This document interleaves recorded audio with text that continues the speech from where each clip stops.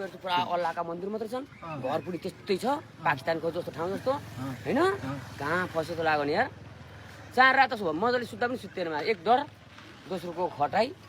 त्यसो कुरो अब त्यही त हो नि समाज त्यही हुल कस्तो हुने अब निर्वाचन अब न मेन गेटमा राख्थे फेरि म जस्तो मान्छेले मेन गेटमा राखिदिएको भने सकेन अब चेक गर्छु चिलिम भेट्छु बुढाहरूको चिलिम पनि भेट्छु माछाले चक्कु सक्कु सबै छ कतै निकाल्नु त पुरा आँखा बोलेर छ माछा मोबाइल बाहिर राखेको के चेक गर्छस् भन्छ फेरि त्यही बुढो फेरि उल्टै होइन हजुर मेरो काम हो भने त्यो काम हामी के यो गर्न आएको भन्छ उल्टै नि खोज्दैन क्या तिनीहरू त त्यस्तो ठाउँमा फर्केर आइए त